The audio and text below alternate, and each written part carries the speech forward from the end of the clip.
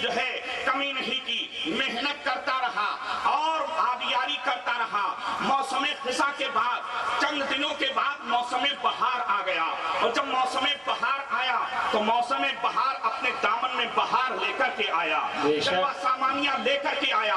جب موسم بہار آیا تو عالم یہ تھا کہ ان نیمچا پودوں کے سروں پر شگوفوں کا تاج زرعی رکھ گیا۔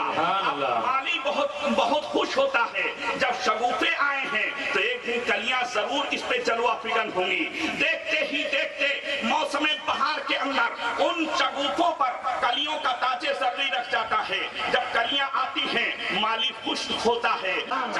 جب کوئی سیراب کرتا ہے تو دنیا کے پانی سے سیراب کرتا ہے، باوڑی کے پانی سے سیراب کرتا ہے، نہر کے پانی سے سیراب کرتا ہے، نل کے پانی سے سیراب کرتا ہے، پائپ لائن کے ذریعے سیراب کرتا ہے، ٹیوب ویل کے ذریعے سیراب کرتا ہے۔ مگر پیارے مصطفیٰ نے جب گلشن اسلام کی بنیاد رکھی تھی تو پیارے مصطفیٰ نے میدان طائف میں اپنے جسم مقدس کے بہتے ہوئے لہو سے سیراب کیا تھا۔ میدان حنین کے اندر پیارے مصطفیٰ نے اپنے دندان مبارک کے ذریعے سے اس کو سیراب کیا تھا، اور میدان کربلا میں پیارے مصطفیٰ نے اپنے خاندان کے ذریعے گلشن اسلام کو سیراب کیا تھا۔ نعرہ تکبیر، نعرہ رسالت، سادات کرام۔ آپ کہیں گے اگر گلشن اسلام ایک گلشن ہے، ایک گارڈن ہے، ایک پارک ہے، تو وہاں کون سی کلی مسکراتی ہے، وہاں کون سا بیلا کھلتا ہے، وہاں کون سا گلاب مہکتا ہے؟ میں کہوں گا آؤ اے بارمیر کے رہنے والے آؤ اور سنو، بخاری صاحب کی خانقاہ میں آنے والوں سنو، دارالعلوم انوار مصطفیٰ کے ایمن میں آنے والوں سنو، گلشن اسلام بھی ایک گلشن اسلام بھی گلشن ہے، اس میں بھی بیلا چمیلی اور گلاب کھلتے مہکتے ہیں۔ مگر جب دنیاوی چمن میں جس کو دنیا کے دو ڈانٹے انسان نے لگایا ہے، اس چمن میں جب کوئی پھول کلی کھلتی ہے تو اس کو گلاب کہا جاتا ہے، اس کو بیلا کہا جاتا ہے، اس کو چمیلی کہا جاتا ہے، اس کو سوسن و سمن کہا جاتا ہے، اس کو نسترن کہا جاتا ہے۔ مگر مصطفیٰ جان رحمت نے جس گلشن اسلام کو لگایا تھا، جب اس میں کوئی پھول کلی مسکراتی ہے اور پھول کھلتا ہے تو اس چمن کے پھول کو صدیق اکبر کا لقب دیا جاتا ہے۔ جب گلشن اسلام میں کوئی کلی مسکراتی ہے تو فاروق اعظم سے یاد کیا جاتا ہے۔ جب گلشن اسلام میں کوئی کلی چہکتی ہے تو عثمان ذی النورین سے یاد کیا جاتا ہے۔ جب گلشن اسلام میں کوئی پھول کھلتا ہے تو مولا علی کے نام سے یاد کیا جاتا ہے۔ جب گلشن اسلام میں کوئی کلی مسکراتی ہے تو حضرت فاطمہ الزہرا سے پکارا جاتا ہے۔ جب گلشن اسلام میں کوئی کلی کھلتی ہے تو اس کو حضرت امام حسن کے نام سے یاد کیا جاتا ہے۔ جب گلشن اسلام میں کوئی کلی کھلتی ہے تو امام حسین کے نام سے یاد کیا جاتا ہے۔ جب گلشن اسلام میں کوئی کلی مسکراتی ہے تو اس کو امام زین العابدین کے نام سے یاد کیا جاتا ہے۔ جب گلشن اسلام میں کوئی کلی مسکراتی ہے تو اس کو امام اعظم سے یاد کیا جاتا ہے۔ جب گلشن اسلام میں کوئی کلی مسکراتی ہے تو اس کو غوث اعظم سے یاد کیا جاتا ہے۔ جب گلشن اسلام میں کوئی کلی مسکراتی ہے تو اس کو خواجہ خواجگان شہنشاہ ہندوستان حضرت خواجہ معین الدین چشتی کے نام سے یاد کیا جاتا ہے۔ جب گلشن اسلام میں کوئی کلی کھلتی ہے تو اس کو سیدنا سالار مسعود غازی کے نام سے یاد کیا جاتا ہے۔ جب گلشن اسلام میں کوئی کلی مسکراتی ہے تو اس کو صابر پیا کا لقب دیا جاتا ہے۔ جب گلشن اسلام میں کوئی کلی مسکراتی ہے تو نظام الدین اولیاء سے خطاب کیا جاتا ہے۔ جب گلشن اسلام میں کوئی کلی مسکراتی ہے تو اس کو شاہ برکت اللہ سے یاد کیا جاتا ہے۔ جب گلشن اسلام میں کوئی کلی مسکراتی ہے تو آل رسول احمدی کے نام سے یاد کیا جاتا ہے۔ جب گلشن اسلام میں کوئی کلی مسکراتی ہے تو اس کو حضرت ابو الحسین احمد نوری خاتم الاکابر سے یاد کیا جاتا ہے۔ جب گلشن اسلام میں کوئی کلی مسکراتی ہے تو مجھے کہنے دیا جائے کبھی اس کو اعلیٰ حضرت سے خطاب دیا جاتا ہے، کبھی مفتی اعظم سے لقب دیا جاتا ہے۔ گلشن اسلام میں جب کوئی کلی مسکراتی ہے تو احسن العلماء کے نام سے یاد کیا جاتا ہے، امین ملت کے نام سے یاد کیا جاتا ہے۔ سبحان اللہ، نعرہ تکبیر، نعرہ رسالت۔ وہ دیکھو بریلی کے تاجدار، عشق و مستی کے شہریار، آنا حضرت سرکار پکار کے ارشاد فرماتے ہیں کیا بات رسا اس چمنستان کرم کی، کیا بات رسا اس چمنستان کرم کی، زہرا ہے کلی جس میں حسین اور حسن تھے. سبحان اللہ بے شک. حضرات تو یہ اولیاء کرام پیارے مصطفیٰ صلی اللہ علیہ وسلم کے چمن کے لگائے ہوئے پھول ہیں اور دنیاوی پھول ایمان کو جلا آپ کو دے رہے ہیں. بے شک. سبحان اللہ. کہ آپ ان کے پاس بخارا گئے تھے یا بخارا سے یہاں یہ تشریف لائے ہیں؟ ارے بولیے. بخارا سے خود یہاں تشریف لائے. سبحان اللہ. تو یہ اس دور کی بات ہے. نور اللہ صاحب بخاری پیر طریقت حضرت علامہ سید نور اللہ صاحب بخاری پیدا یہاں ہوئے مگر معلوم نہیں کہاں کہاں جا کر کے اپنے نانا جان کی امانتوں کو تقسیم کرتے نظر آتے. سبحان اللہ. سبحان اللہ بے شک.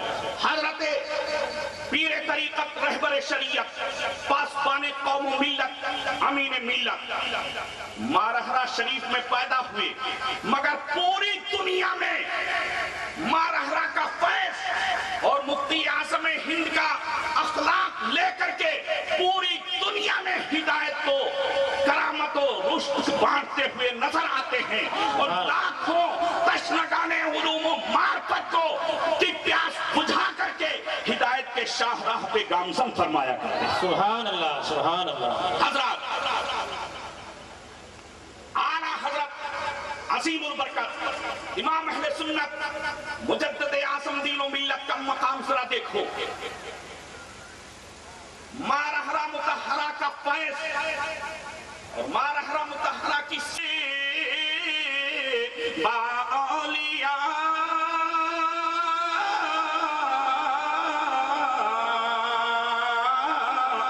بہتر سے صد سالات دیا. سبحان اللہ. سبحان اللہ. ذرا طرف پہ کہہ دیجئے. سبحان اللہ. دونوں ہاتھوں کو اٹھا کر کہہ دیجئے. سبحان اللہ. کہہ دیجئے سبحان اللہ. سبحان اللہ. اعظم کے نام پہ کہہ دیجئے سبحان اللہ. سبحان اللہ. آقا ہند کے نام پہ کہیے سبحان اللہ. سبحان اللہ. مارہرہ کے بزرگوں کے نام پہ کہہ دیجئے سبحان اللہ. سبحان اللہ. مولانا رومی قدس سرہ السامی ارشاد فرماتے ہیں ان اولیاء کرام کی بارگاہ میں ایک لمحہ بیٹھ جانا 100 سال کی بیریا کی عبادت سے افضل و اعلیٰ. سبحان اللہ. سبحان اللہ. آج اے باڑمیر اور قرب و جوار کے رہنے والے غیور مسلمانوں آج تم خوش نصیب ہو اگر میدان محشر میں اللہ تبارک تعالیٰ تم سے پوچھے گا کہ کیا نیکی لے کر آئے ہو. اگر تمہارے پاس کوئی نیکی نہ ہو تو صرف اتنا تمہارا کہہ دینا کافی ہوگا کہ اے پروردگار عالم میں پاپی گناہگار تھا.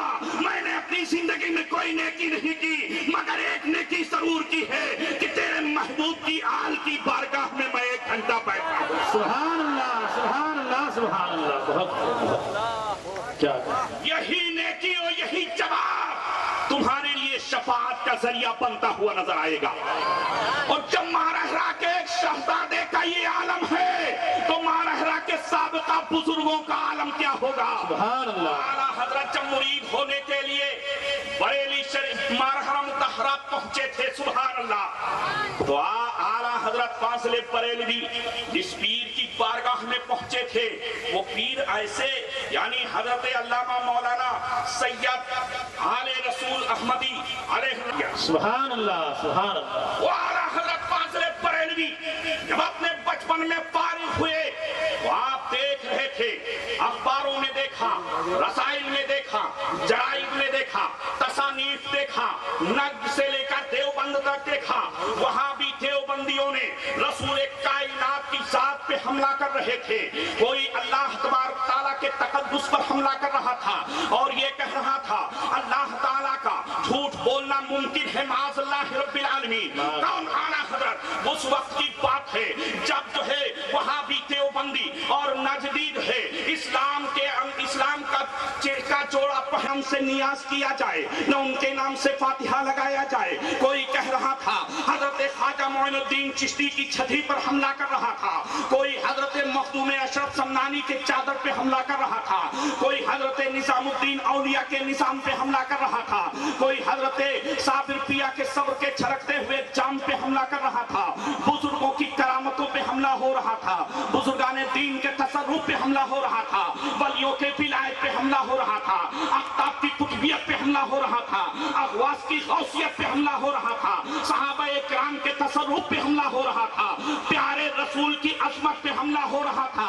علماء کرام تھے، علماء کرام اس وقت بھی تھے، بدایوں میں علماء تھے، شاہجہان پور میں علماء تھے، رامپور میں علماء تھے، اور کچھوچھا میں علماء کرام تھے، اور آپ دیکھیے اجمیر میں علماء کرام تھے، بہار میں علماء کرام تھے، ہر جگہ علماء کرام تھے، اہل سنت تھے، مصر میں بھی علماء اہل سنت تھے، لبنان میں بھی علماء اہل سنت تھے، ایران میں بھی علماء تھے، عراق میں بھی علماء تھے، مگر سب دیکھ رہے تھے نبی کی شان میں گستاخی ہو رہی ہے، نبی کی جو ہے وہ عظمت پہ حملہ کیا جا رہا ہے، نبی کے اختیار پہ حملہ کیا جا رہا ہے، نبی کے علم غیب پہ حملہ کیا جا رہا ہے۔ سارے لوگ خاموش تھے، سب کی زبانوں پہ تالے لگے ہوئے تھے، سارے دارالفتہ خاموش تھے، سارے مفتیوں کے قلم پہ سکوت طاری تھا۔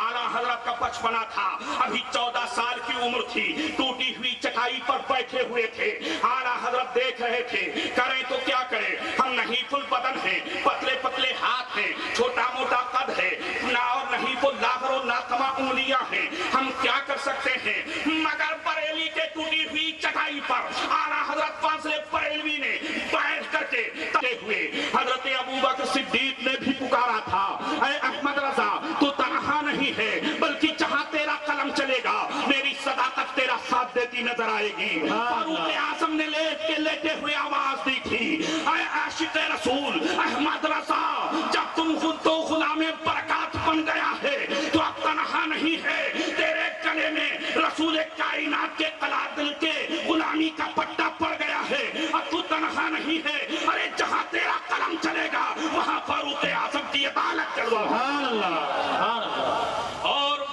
کربلا موالا تھا، اپنے گلے میں ڈال دیا ہے تو اب تنہا نہیں ہے، بلکہ تو دولہا ہو جائے گا اور سارے لوگ باراتی ہو جائیں گے۔ تنہا نہیں ہے۔ جب اعلیٰ حضرت کے کانوں میں بزرگوں کی صدائیں آئیں تو اعلیٰ حضرت سنبھل کے بیٹھ گئے اور مخالفوں سے للکار کے کہا، دل کے رضا ہے خنجرے خوخار برق بار، دل کے رضا ہے خنجرے خوخار برق بار، آدھا سے کہہ دو خیر منائے نہ شر۔ بہت خوب، بہت خوب، سبحان اعلیٰ حضرت فاضل بریلوی نے لکھا، اور اللہ تبارک تعالیٰ کی تب کیا ہے، اگر آپ نماز چھوڑ دیں تو آپ متقی رہیں گے؟ ارے جلدی جلدی بولو، میرا ٹائم ختم ہونے والا ہے۔ معلوم یہ ہوا نماز پڑھنے والا ہی متقی ہوگا۔ اچھا یہ بتاؤ امانت میں خیانت کرنے والا متقی ہوگا؟ نہیں ہوگا۔ داڑھی چھلانے والا متقی؟ تقوی پر غرور مت کرنا، بلکہ ان کے دامن پہ غرور کرنا، ان کے دامن پہ فخر کرنا کہ ان کا دامن ہمارے ہاتھوں میں ہے تو شیطان ہم پر حملہ آور نہیں ہو سکتا۔ شیطان کی جو قیادت ہے اس کا مکر ہمارے اوپر کامیاب نہیں ہو سکتا ہے۔ حضرات تو ان کا دامن پکڑ لیجئے تاکہ یہاں بھی بیڑا پار ہو جائے اور وہاں بھی بیڑا پار ہو جائے۔ حضرات تو ان بزرگوں نے بہت بڑا دین کا کام کیا ہے۔ آج ہمارا عقیدہ اگر صحیح و سالم ہے تو یہ دو خانقاہوں کی دین ہے، ایک مارہرہ شریف اور ایک بریلی شریف۔ نہیں کہا وہ مجھے بھی بلایا تھا آج کی تاریخ میں، مگر حضرت میرے آنے سے پہلے میرے سوال کا جواب نہ دے کر کے دنیا ہی سے رخصت ہو گئے، اب ہم کیا کریں؟ بہت پریشان ہوا، واپس ہونے لگا، مگر اس نے سوچا کہ لاؤ لائے حیات آئی قضا، لے چلی چلے، لائی حیات آئے قضا، لے چلی چلے، نہ اپنی خوشی سے آئے تھے نہ اپنی خوشی چلے، وقت آ گیا، حضرت دنیا سے رخصت ہو گئے، مگر مومن کامل کی نماز جنازہ پڑھنا یہ بھی بڑے شرف و کرم کی بات ہے۔ وہ بھی جماعت میں کھڑا ہو گیا، اس نے کہا کہ کوئی تم میں سے امام نہیں، کوئی خطیب نہیں، کوئی قاضی نہیں، کوئی عالم نہیں، کوئی نائب نہیں، کوئی خلیفہ نہیں، کوئی مفتی نہیں۔ لوگوں نے کہا آخر تو کیا بات ہے؟ وہ پڑھائے گا جو ایک مغرب کی جانب سے شہسوار آئے گا، نقاب پوش ہوگا، گھوڑ سوار ہوگا، اس کے چہرے پہ نقاب پڑی ہوگی، وہ گھوڑے کے پشت سے اترے گا اور مصلی امامت پہ آ جائے گا، وہی امام بنے گا، وہ مقتدا ہوگا، تم لوگ سب اس کے مقتدی بن جانا، اسی گھوڑ سوار کا انتظار ہے۔ اس نے کہا مجھے بھی تو بلایا تھا مگر میرے آنے سے پہلے حضرت رخصت ہو گئے، सूरज गुरूब होने वाला है और नमाज़े जनाजा पढ़ा दी जाए। मुरीदों ने कहा ऐ इंसान तू जा सकता है, कयामत तो को आ सकती है, मगर हम अपने पीर की वसीयत के खिलाफ अमल नहीं कर सकते, हम नमाज न पढ़ सकते हैं न पढ़ाने दे सकते हैं। ये नोक झोंक हो ही रही थी, इतने में पश्चिम की जानिब से गर्द उड़ती हुई दिखाई दी, धूल दिखाई दी। लोगों ने कहा शायद कोई घुड़सवार आ रहा है। कहा हुजूर अगरचे साबिर पिया ने मुझे बुलाया था मगर वो अपने वक्त से चले गए, मेरे सवाल का जवाब न दिया, मगर जिसने साबिर पिया की नमाज़े जनाजा पढ़ाई है वो किसी साबिर से कम नहीं होगा, लिहाजा आप ही मेरे सवाल का जवाब दे दीजिए। घुड़सवार ने कहा था तेरा सवाल क्या है? उसने कहा था मेरा सवाल सिर्फ इतना है कि फना किसको कहते हैं, फका किसको कहते हैं। घुड़सवार ने कुरान मुकद्दस की आयत नहीं पढ़ी थी, घुड़सवार ने उसके जवाब में बुखारी और मुस्लिम की बरकरदानी नहीं की थी, घुड़सवार ने इमाम राज़ी और गज़ाली के तसव्वुफ का कोई जुज़िया नहीं पेश किया था, घुड़सवार ने इमाम आज़म इमाम शाफ़ई का कोई कुल्लिया नहीं बयान किया था, घुड़सवार ने हज़रत गौसे आज़म के तसव्वुफ को नहीं पेश किया था, बल्कि घुड़सवार ने अपने चिल्मन को सरकार। साबिर वो है जो चारपाई पे मुर्दा जा रहा है, ये मैं क्या देख रहा हूँ?